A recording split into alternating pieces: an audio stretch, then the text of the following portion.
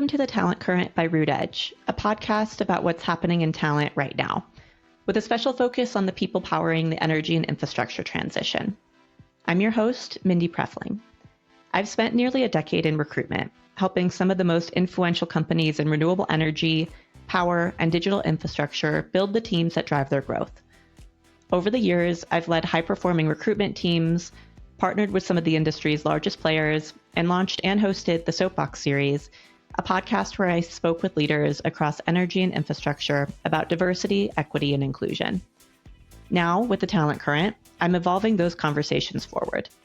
Each episode, we dive into honest discussions with industry leaders about hiring, leadership, culture, and what it takes to stay grounded in a constantly shifting landscape. We'll explore everything from executive search and organizational strategy to leadership coaching and the changing workplace landscape. And we'll shine a light on the women breaking ground in traditionally male-dominated spaces.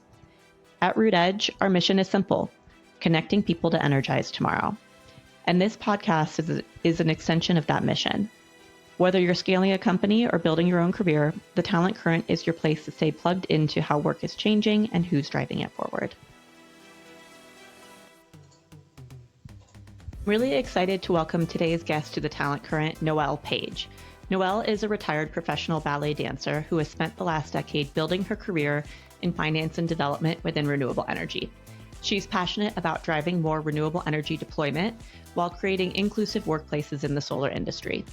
Her experience spans development and finance roles across community solar, commercial and industrial projects, and utility-scale solar. Noelle also serves as a treasurer for Eco Women, a national nonprofit empowering women in sustainability, and she is currently the chapter leader for the DC DePaul University Alumni Committee. She holds a bachelor's in urban planning from the University of Illinois at Chicago and an MPA from DePaul University. Thank you for joining me on the Talent Current today, Noelle. From some of the conversations that we've had leading up to this recording, I've learned a lot about you and your ethos, especially around the journey into management and leadership roles in the industry. And you said to me before that renewable energy is an industry that has grown incredibly fast. So I wanted to kick off our episode talking about what you've observed about how the growth of the industry has shaped the leaders that we have today. Yeah, absolutely. I'm happy to be here. Thank you. Renewables has definitely exploded, right? We're the solar coaster, and all I know is solar. I've only ever done solar, I don't know anything about wind or hydro, so I'll speak from that perspective. And so much of that is driven by tax equity, by the IRA, by policy, and we're wonderfully reactive to the positive things and even the slowdowns, right? But it's sort of this kind of always on your toes, ready to react, ready to jump, ready to pivot, which is amazing. And it's led to this huge industry and this huge growth. I wouldn't be in the position that I'm in unless we had, really amazing technicians, engineers, finance, lawyers, everybody kind of at the beginning of the industry really driving it and reacting and capitalizing on all that there was to capitalize on. I think that also maybe led way to a little bit of chaos, but organized chaos. But I think a lot of us are sort of putting on the hat of, well, for longevity and a less chaotic, maybe incentive, political, reactionary industry, how do we structure and how do we move forward? I talk about that a lot with my peers. We're all kind of in the same age bracket. We're all sort of like the middle to senior management. And I think we just want to guide the more junior generations and the people that are going to be running, this industry as we're getting older, retiring, or starting something new. We just want to leave it in really good hands, and we feel really responsible for that. Not that the founders of the industry aren't doing that, as I feel absolutely guided, but I think it was just so much so fast that just like couldn't be on the forefront. of people's like structuring of companies in the industry and personnel. Mm. Yeah, so now that we know better, we can do better. Yeah. But yeah, but because our industry is so technical, a lot of people were put into management roles that were highly technical and didn't necessarily have a lot of developmental tools or resources. Now that we have a little bit more of the wherewithal, we have more resources, we have more leaders in the industry, we can be a little bit more focused on how we build up the next generation of leaders, is what I'm hearing you say. Yeah, yeah, for sure. And for example, I mean, how many people joined a solar startup that didn't have HR for a long time or ever? You know, and even Mm-hmm. just that structure of like, when your first job out of college, like, how do I fill out, my tax documents? Like, how do I navigate? What's the difference between an HMO and a PPO? Like, I don't know, and that kind of stuff. Like, Still don't. it's just that whole like, I know I'm on TRICARE. I don't know anymore. But yeah, it's like there's so many stories like that. Yeah, like what even we've never had HR, we've never had that structure. Like we were all 1099s or whatever, and now it's not the case. We're sort of like sophisticating it from like a corporate lens, I guess, a little bit more. Mm-hmm. Yeah. So, what do you think that are the biggest shifts that people go through when going from a technical lead into a people leader position? Yeah, it's really hard. You really have to adjust your mindset, and you have to trust. You have to trust a lot, and I think that might be the hardest part. I feel kind of lucky because I never set out to be the best project developer. Leadership was always something in my life, like as a ballet dancer and growing up in a classical ballet academy. Like there's this culture of like the little girls are watching you. Everything you say about yourself, everything you say to somebody else, like how you behave, that's like it's a little much, but that's so ingrained from such a young age that like you feel a lot of pressure to like be a good role model at 9, at 10, at certainly at 16.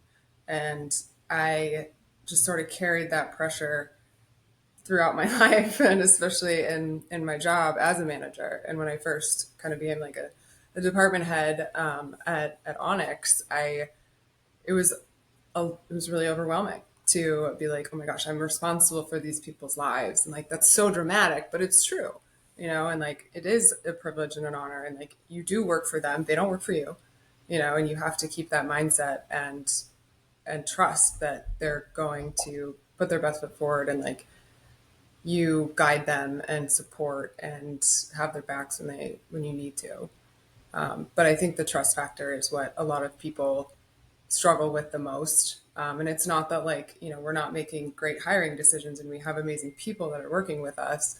It's just like, well, I only know how to do it myself.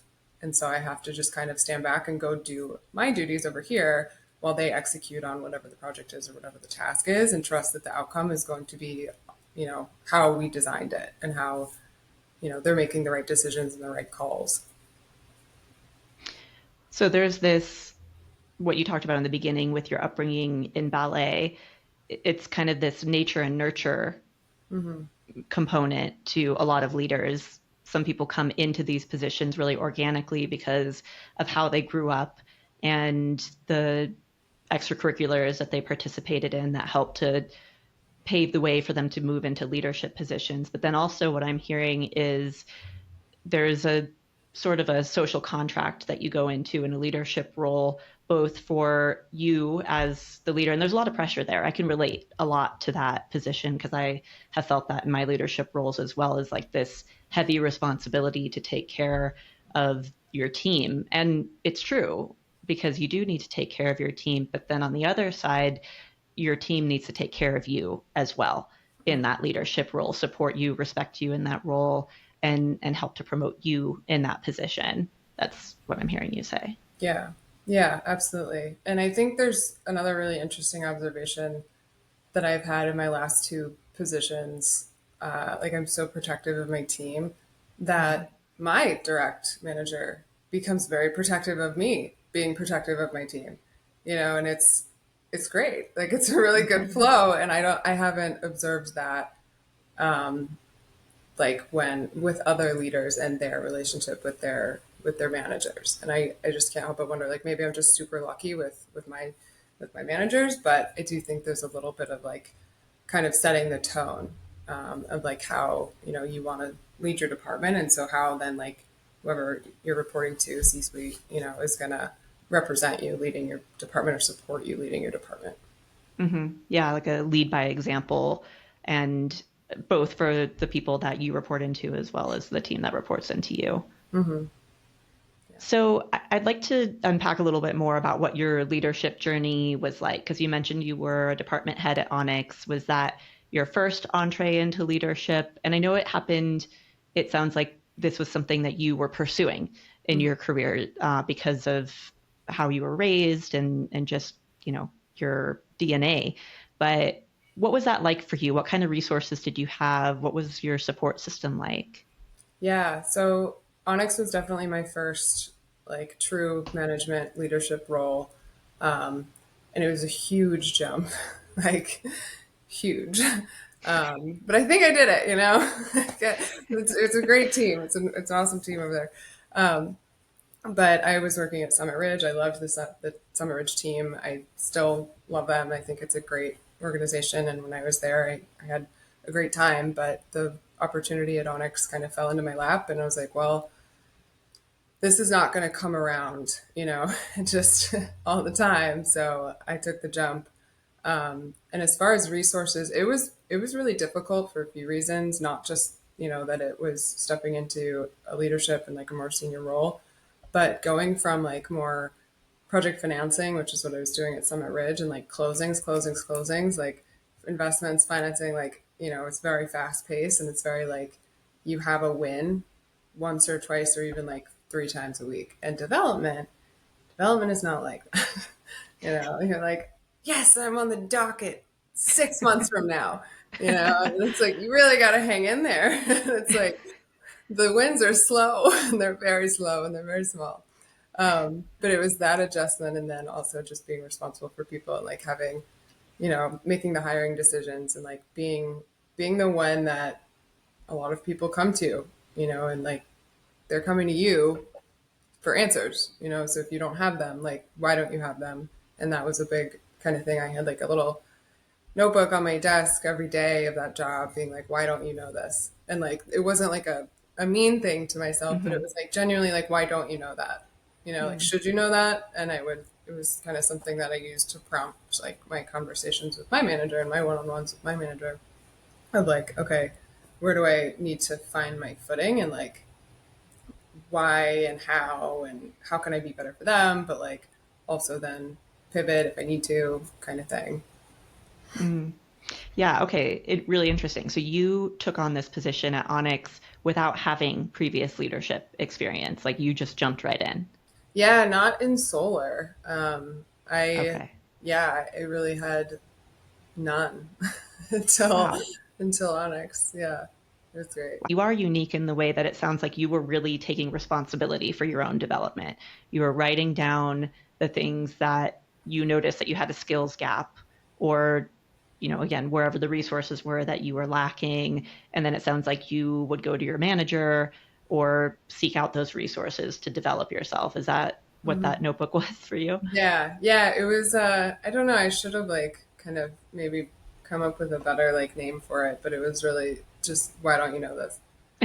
Like that sounds Oh, so that's actually negative, but what you called it. it really wasn't. Yeah, and sometimes it was technical stuff, and like I'm way more on the policy, real estate, environmental, permitting world of development, and like less so on interconnection. And Mm. so when we were working with like West Coast utilities, I had never done any of that before. I had never had projects on the West Coast, so it was like, why don't you know, what the pre-app process is in SDG&E? Like, if there is one, like, why don't you know that? And it's like, well, you've never done it before, so let's like block 45 minutes to go look at the website. Mm. Yeah.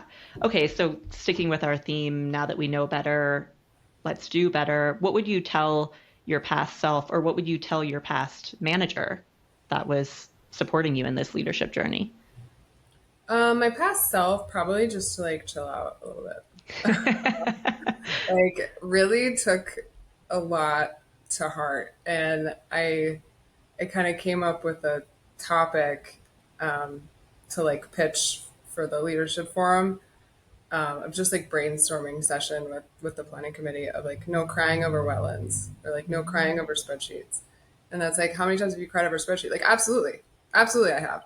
And it's like, there's no reason to do that though. Like, just calm down, take a minute. Like, you don't have somebody's beating heart in your hands. Like, we can, we can revisit this and like organize ourselves. And I think I've gotten a lot better at that. And like at Aspen, leading a bigger team, that skill that I've like kind of refined, I guess, the no crying over spreadsheets, um, is very prominent. Like I see it in myself like every day, and I have, my little dev squad chat, and it's like hashtag uh, resist panic culture. And like we'll say that to each other, when we start to like hear each other's voices, like get a little shrill and freak out. But it's sort of like a nice level set to add a little bit of comedic relief too. But as far as tell my past manager, I've had really great managers, honestly. I've had several female leaders, and the male managers and leaders I've had, they've been wonderful too. I also think it's a two-way street.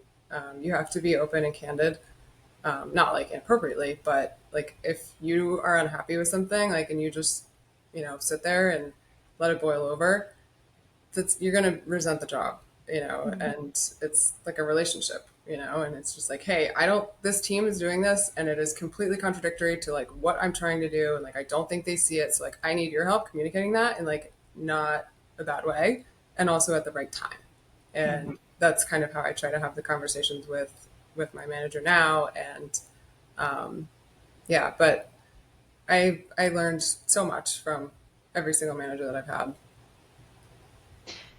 I remember when you brought up the no crying over spreadsheets in the Rise Leadership Forum Planning Committee, and everyone was like, "What's that?" And you explained that, and it's basically another way of saying don't take things so seriously, and like don't take yourself so seriously, and like it's not something that we can't fix or resolve. You just have to kind of take a step back, give yourself a moment, collect yourself. So I love that because I often find myself, taking myself a little bit too seriously, taking my work too seriously. And it's a good way to just snap yourself back into reality. Like, I can do this. I can figure this out, even if I don't know what the answer is right now. Mm-hmm.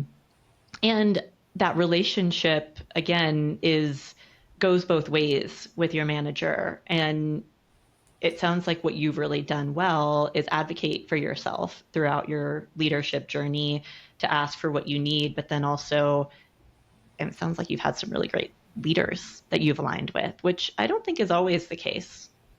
Yeah.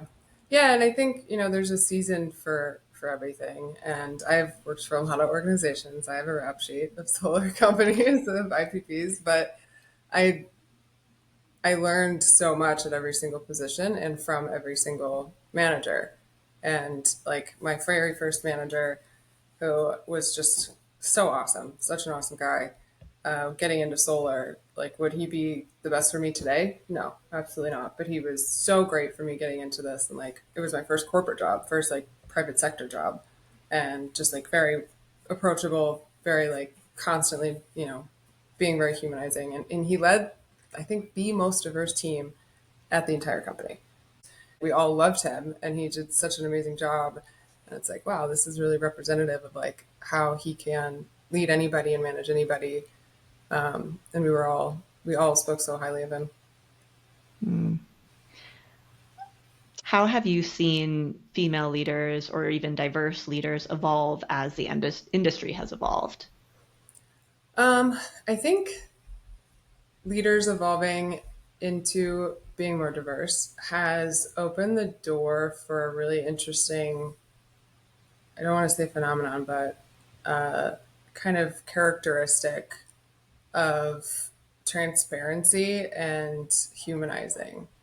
I think women leaders tend to feel like, okay, now I'm in a position to be more open and be more approachable, and I want to be more approachable.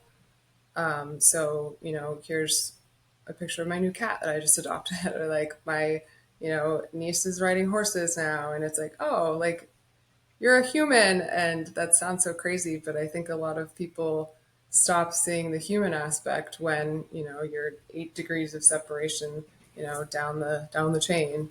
And I think that's really important. And I think the female leaders in solar have done a fantastic job of that. Just the content on LinkedIn. I spend like way too much time just scrolling through like some of my people that I've favorited. And it's like, oh, look, their daughter got a new horse, and I'm like, I love that. And then it's like, then I click over to like the policy briefing, and it's just the whole person. You're seeing a lot more whole people, especially female leaders. This whole like concept of secret sauce. I think a lot of us are rejecting that. I I don't believe in it. I think what works for you is not going to work for everybody else. But yeah, I think that's been a really interesting thing to see, and I think it's great. I think it's really good for any industry. I like what you said about bringing your whole self. That's something that I use a lot. And I recorded an episode with Megan Craig, who is a leadership coach, and she comes from the renewable energy industry. I actually met her through Rise, and she actually was talking about it as feminine leadership, and you know, not feminine in terms of women or men, but feminine in terms of energy. So there's a lot of masculine energy and masculine leadership that we're familiar with. And what you're describing, at least the way that I'm interpreting it, is this kind of emergence of feminine leadership in our industry where you can be a little bit more vulnerable and share some more details about your life or share something that you're insecure about on public speaking or asking questions in the boardroom or whatever the case may be. What I'm hearing you say, and I think what I have witnessed, is that as more women leaders have come up in the industry, there's been more feminine energy coming into the industry. Yeah, no, I love that. I love that kind of way to describe it because I think it's true. I think women really kind of led that type of transparency. And with social media and everything, it's so much easier, I guess, to like show your whole self and like share more. But even in keynotes and workshops and stuff, I think it is primarily led by women having that type of approach, and I love that it's kind of like the female energy sort of representing that or driving it. I think we could probably say that there's more men in our industry still in leadership positions than there are women. So there's still a lot of ground for us to cover to bring more diversity and equity into the industry. So what advice would you give to women who maybe are pursuing leadership or are afraid to pursue leadership where they may be the minority? Yeah. Honestly, lean into it. You're not trying to hide the fact that you're a woman. Like that's not the goal. Like I don't, I've heard it kind of referenced as like, oh, people notice that I'm a woman. It's like, well, yes, that's the point. And I have a hot pink hard hat, like I was the only woman on the team and I was in the field. So I just leaned into it. And it's a little bit of that humanizing thing where it's like, oh, like she's kind of self deprecating, poking fun of herself. And then so everybody can kind of take a breath, and then that gives you a little bit more control over the conversations, over the negotiations, over any situation because like you've brought any level of tension down a little bit, just by leaning into it, just like by being yourself. And we have a leadership retreat coming up, and I am athletic, but I am not outdoorsy. And like this whole planning time, I'm like, guys, I don't know about this. I don't know about all this. Like, and it's funny. And I'm like, can I just get my nails done? Like, I really don't want to be outside with the bugs. And like, I do kind of feel like that, but it's like, it's funny because like, I'm just leading into it because there's only a few of us women going on this trip. I love that. Yeah, and it's like you don't have to hide from it. You don't have to hide from being a woman, and it's okay to get loud, to get mad, to laugh. Like all of that is okay because if you're trying to be something you're not, it's just gonna kind of represent you inauthentically, and then you're not going to be in positions with people that treat you how you should be treated because you weren't yourself. Mm. So I think leaning into your energy, and that's really the best way to kind of approach it. And there are certainly circumstances where you walk into an extremely negative environment, and then it's like, do you want to be the one to fight it, or do you feel like it's not the fight for you, or it's even not even worth a fight, and then just let them eat their own kind of thing. Hmm. There always has to be the first, right? But it doesn't have to be you every single time. And that's really just an evaluation of like preserving yourself and like your own health and mental health and career. If you're walking into a situation that you feel like is not just, then it's okay to walk away. I know that, well, you and I met through Rise, and I know Rise has been really supportive for you on your journey and something that you've really also leaned into. How has Rise been a resource for you? Yeah, I love Rise. I got into it kind of late, I think. I went to maybe a couple events early on and then sort of fell off of it. Then in the last 2, 3 years, I've gotten really involved. Um, the leadership forum is just so great. Like the energy, the vibes, like it is just so great. It is the best conference. Like I look forward to it so much, and it's really, nobody's bringing their ego. We're all just sharing. Like the coaches and the coachee setup is just, it's so awesome. And I think it's accessibility to others, and technically I guess that's defined as networking, but it doesn't really feel like it should be branded as networking. It's accessibility to leaders, to your peers, to more junior people, people new to the industry, and just learning from each other and being really like intentional of making those relationships. And some of my best friends in the industry are women that I've met through Rise, and one of my developers on my team met through Rise. And like at the end of the day, yeah, it's great networking for people to just kind of have their own space. Um, but it's the accessibility of conversations and connection, I think, that has been so helpful.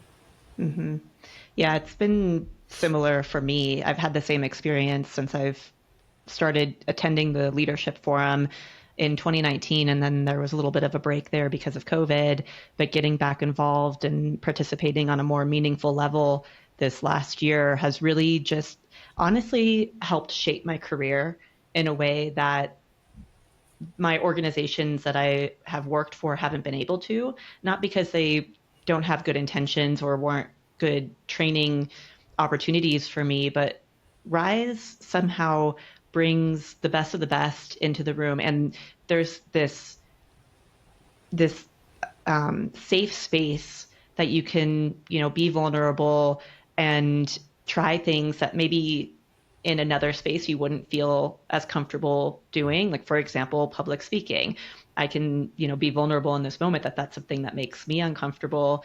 And somehow I feel like this is the right forum for me to be able to practice that exercise for myself. Yeah, no, that's great. That's a great example too. Like public speaking, something that, you want to strengthen in an environment where maybe you're a little bit more comfortable with a little bit more approachable people. And like that's exactly what Rise provides. And we sort of walk the line of like, we want industry content, of course, and we want to have experts talk about their experiences and their thoughts and where we think it's going, but we also want to keep that type of environment as well, like the supporting and like the training and the self improvement and the advocacy for career. And like RE Plus is great, but it's mostly, the other of industry professionals and expertise, which is great. It's a wonderful learning and educational experience, but maybe a little bit less on the personal development.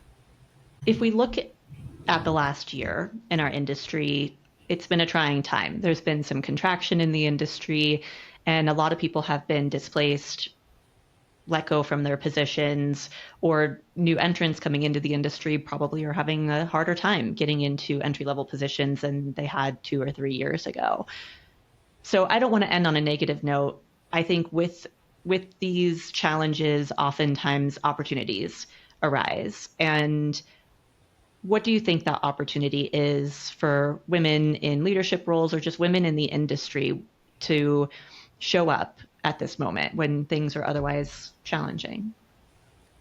Yeah. At the risk of sounding maybe a little, having a little bit of toxic positivity here, um, I think with the inevitable consolidation, it's inevitable. And we also knew this day would come, not this quickly, but you incentivize something because it's a minority in an industry, right? And so solar was very incentivized, and now it's less of a minority in the industry. We have our numbers are great of deployment and the renewable electrons going on the grid. So instead of sort of like climbing that rope and capitalizing on every inch of incentive as we can just to like get our name on the board, we can sort of pivot to how do we want to consolidate and be really thoughtful on how we want to be as an industry. And we can do things differently than other industries have, either with labor, with personnel, with structure, with how we just like brand ourselves. I think community outreach and like how you go into neighborhoods or communities is a really good example, and it's a really visible example of when a big box store goes to pull a zoning permit, like who do they send? What do they do? Like, do they just write the check? And is it like for solar, we do a lot more than that, and we'll talk to schools and we'll, try to talk to neighbors and educate, a lot of education. And I think that can go further, that can penetrate into the structure and the leadership and how things, just function in the day to day in the companies in the industry. Yeah, you want to be on the right side of history Yeah. with what's happening. And you're right. I mean, industries ebb and flow, and it's during these difficult times that we just have to show resilience. And we've had challenging times before in our industry, and I think for people who are looking for leadership opportunities, now's the time to stand up or put Yeah. your hand up for those. And you might have to work a little bit harder because the landscape has changed. Yeah. And like consolidation is hard. When you merge two different companies or even multiple like together, like that's going to take a lot of organization and a lot of level setting and a lot of strategy of like business organizational units. Mm-hmm. And I think that is a perfect task for women to step up and run and do it right and organized with process and structure. Mm-hmm. Yeah. I think you are such a strong role model in our industry. And like from everything I've learned about you on your own leadership journey, like you're like pull yourself up by your bootstraps kind of individual. And I like that. And I really admire that about you. And I'm just very inspired by your journey. And Well, thank you. Thank you for saying that. I really appreciate it. Yeah, the bootstrap thing is, I feel like it gets a bad rap because, I think a lot of intended people use that kind of concepts to put others down when I think we can flip it to, hey, you can do this. Like, you want to hear how like what I experienced, and like these are red flags, these are really crappy things that I saw or did, but like this is how things went great for me. Or let me introduce you to somebody who I think is in a similar situation or was in a similar situation. Like, let's get you a support system. Let's get you resources. Let's make you feel comfortable. Like, what do you want to practice public speaking? Like what can we do? And sort of make it a little bit more positive. But the Rise environment is perfect for that. But thank you for the kind words.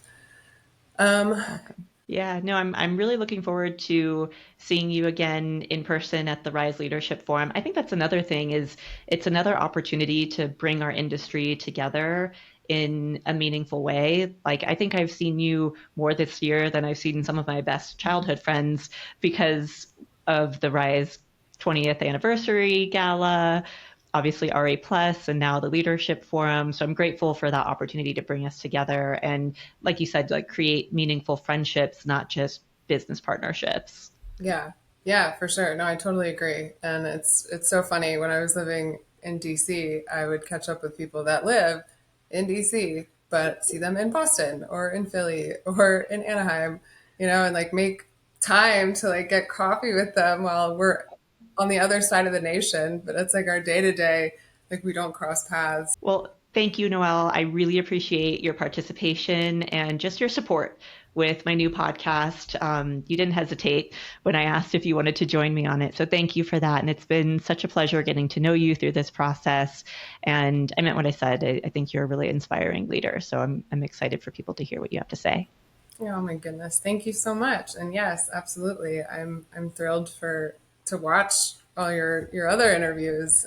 You've got some really great people that I know I can learn from, absolutely. But thank you. I really appreciate that. I appreciate the opportunity.